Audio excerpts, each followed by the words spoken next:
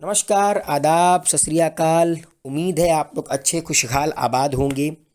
दोस्तों, आज मैं आप लोगों से बात करूंगा माउंटबेटन प्लान के बारे में। जी हाँ, ये वो प्लान जिसके तर्ज पर मॉडिफिकेशन होकर इंडियन इंडिपेंडेंस एक्ट 1947 आई और आज हमारा देश भारत, पड़ोसी मुल्क पाकिस्तान, कहीं ना कहीं इनकी जो नींव है वो इसी इंडियन इंडिपेंडेंस एक्ट के तहत रखी गई। सो समय व्यर्थ ना करते हुए निकल पड़ते हैं और जानते हैं माउंटबेटन प्लान के बारे में। दोस्तों, साल था 1947 का। हमारे देश के आखिरी वायसरॉय लॉर्ड माउंटबेटन को बनाकर उस वक्त के तत्कालीन प्रधानमंत्री ब्रिटेन के क्लेमेंट एटली ने एक जिम्मा सौंपा था कि आप किसी भी तरह भारत में कांग्रेस और मुस्लिम लीग के बीच जो टसल चल रहा है उसको सॉल्व करवाओ। अब उनके देश के प्रधानमंत्री ने उन्हें इतनी बड़ी जिम्मेदारी दी और लॉर्ड माउंटबेटन कोई एक आम आदमी तो थे नहीं।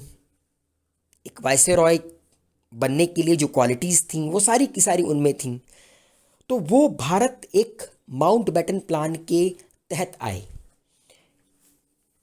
उसी माउंटबेटन प्लान को हम डिस्कस करेंगे कि उस माउंटबेटन प्लान में वो ऐसी कौन सी बातें लेकर आए थे इंडिया और पाकिस्तान के आने वाले भविष्य के लिए।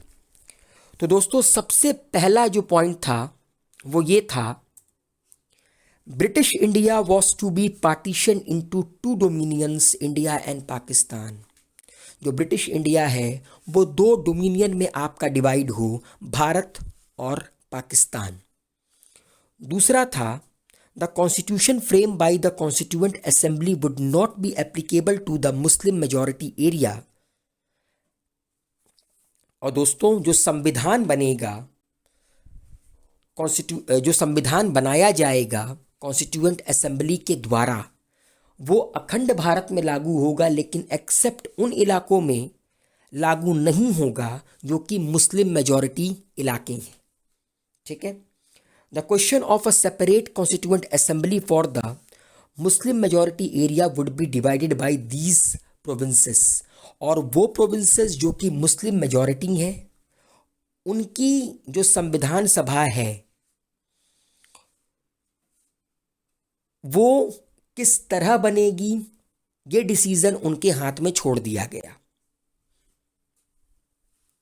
तीसरा है दोस्तों, as per the plan the legislative assemblies of Bengal and Punjab met and voted for the partition. जैसा कि आप लोगों को पता है, 1947 में भारत का दो ऐसा राज्य था जिसका बंटवारा हुआ कम्युनल बेसिस पर, धार्मिक बेसिस पर। पहला पंजाब एंड दूसरा बंगाल। तो माउंटबेटन ने अपने प्लान में ये क्लियरली डिफाइन कर रखा था कि as per the plan the legislative assembly of Bengal and Punjab met and voted for the partition, कि बंगाल और पंजाब की लेजिस्लेटिव असेंबली मिलेगी, वोटिंग करेगी और डिसाइड करेगी कि उन्हें अलग होना है या नहीं। Accordingly, it was decided to partition these two provinces along religious line। क्योंकि इन दोनों के दोनों प्रोविंसेस का जो विभाजन होना था वो रिलीजियस लाइन पर होना था, वो कम्युनल बेसिस पर होना था। The legislative assembly of Sindh would decide whether to join the Indian Constituent Assembly or not। It decided to go with Pakistan, कि जो आपकी सिंध की लेजिस्लेटिव असेंबली है वो डिसाइड करे कि उसे भारत की जो कॉन्स्टिट्यूएंट असेंबली है उसको ज्वाइन करना है या नहीं करना है। बाद में ये जो सिंध है उसने डिसाइड किया कि वो पाकिस्तान के साथ जाएगी। A referendum was to be held on north-west frontier provinces to decide which dominion to join। उसके बाद दोस्तों एक रेफरेंडम होगा, ठीक है, कहाँ पर? नॉर्थ वेस्ट फ्रंटियर प्रोविंस, जो कि आज का अफगानिस्तान, बलूचिस्तान, ये सारा इलाका है, वहाँ पर एक रेफरेंडम होगा जिससे ये डिसीजन निकल कर आएगा कि उन्हें पाकिस्तान का हिस्सा बनना है कि हिंदुस्तान का हिस्सा बनना है, उन्हें किस डोमिनियन को ज्वाइन करना है। और जैसा कि आप लोगों को पता है, उनका डिसीजन था कि वो पाकिस्तान को ज्वाइन करना चाहते थे। उन्होंने ये डिसीजन लिया, लेकिन जैसा कि आप लोगों को पता है कि फ्रंटियर गांधी किसे कहा जाता था? खान अब्दुल गफ्फार खान को। उन्होंने इस रेफरेंडम को बाइकॉट किया, उन्होंने इसको रिजेक्ट किया, लेकिन उनके रिजेक्शन करने से कुछ हुआ नहीं। नॉर्थ वेस्ट फ्रंटियर प्रोविंसेस आज भी पाकिस्तान का ही हिस्सा है, लेकिन कहीं ना कहीं खान अब्दुल गफ्फार खान साहब एक भारतीय थे। वो नहीं चाहते थे कि अखंड भारत का विभाजन धर्म के बेसिस पर हो। वो चाहते थे इंडिया पाकिस्तान एक रहे, हिंदू मुसलमान एक रहे। क्योंकि एक बात याद रखिएगा दोस्तों, हिंदू और मुसलमान जब तक ये साथ हैं, हिंदुस्तान से बड़ी जन्नत कोई पूरे विश्व में नहीं है। इसीलिए अपील है, इसको बनाए रखिए। The date for the transfer of power was to be August 15 1947। और ये कहा गया कि 15 अगस्त 1947 को भारत और पाकिस्तान को उनकी पावर के साथ आज़ाद कर दिया जाएगा। मतलब कि उनको उनकी जो ट्रांसफ़र ऑफ पावर है वो 15 अगस्त 1947 को दी जाएगी। To fix the international boundaries between the two countries, the Boundary Commission was established, chaired by Sir Ratcliffe. The commission was to demarcate Bengal and Punjab into the two new countries. और दोस्तों, एक boundary commission establish की गई जिसको lead किया, जिसको head किया sir Radcliffe में।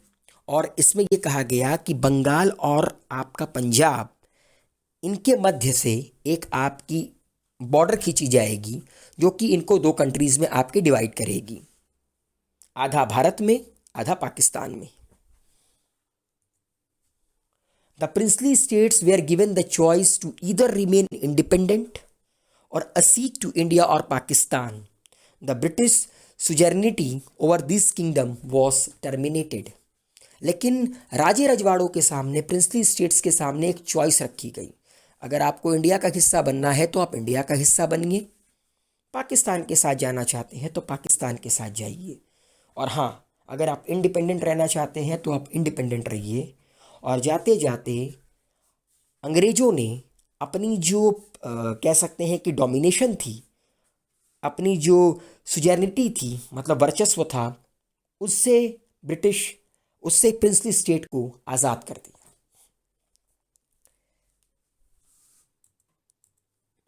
The British monarch would know longer use the title emperor of India. और जो ब्रिटेन का राजा है, अब वो एम्परर ऑफ इंडिया नहीं कहलाएगा। After the dominions were created, the British parliament could not enact any law in the territories of the new dominion. एक बार इंडिया और पाकिस्तान बन गया तो फिर ब्रिटेन की पार्लियामेंट का कोई अधिकार नहीं रहेगा इस डोमिनियन के लिए लॉ बनाने का। Until the time the new constitution came into existence, the Governor General would assent any law passed by the constituent assemblies of the Dominion in His Majesty's name. The Governor General was made a constitutional head. और दोस्तों, ये कहा गया कि जब तक दोनों dominion का अपना खुद का आईन, खुद का संविधान तैयार नहीं हो जाता, तब तक जितने भी लॉ बनेंगे वो गवर्नर जनरल के नाम से बनेंगे। गवर्नर जनरल आपका कॉन्स्टिट्यूशनल हेड कहलाएगा। जैसे कि दोस्तों, अगर मैं इसको और सिंपल कहूँ, जिस तरह हमारे देश में मैक्सिमम जो एग्जीक्यूटिव पावर है वो प्रेसिडेंट के पास है, क्योंकि प्रेसिडेंट क्या है, एक कॉन्स्टिट्यूशनल हेड है। ठीक उसी तरह ये कहा गया कि गवर्नर जनरल के नाम पर जितने भी आपके लॉ हैं वो पास किए जाएंगे, एसेंट गवर्नर जनरल देगा और वो कॉन्स्टिट्यूशनल हेड कहलाएगा, तब तक जब तक दोनों के दोनों डोमिनियन अपना एक आईन नहीं बना लेते। तो दोस्तों, ये था लॉर्ड माउंटबेटन का प्लान। उम्मीद है आपको ये प्लान समझ में आया होगा।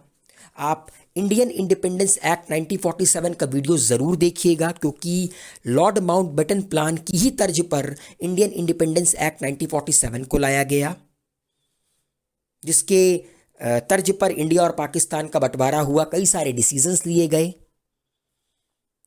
तो प्लीज़ चैनल को सब्सक्राइब, वीडियो को लाइक, शेयर एंड कमेंट करना ना भूलिए। मैं डिस्क्रिप्शन बॉक्स में इंडियन इंडिपेंडेंस एक्ट 1947 की लिंक पेस्ट कर दूंगा। आप ज़रूर उसको देखिए, अपनी नॉलेज को और इम्प्रूव कीजिए। और अगर आप नोट्स बनाना चाहते हैं तो स्क्रीनशॉट ले सकते हैं या आराम से नोट्स बना सकते हैं। So wish you all a very good luck.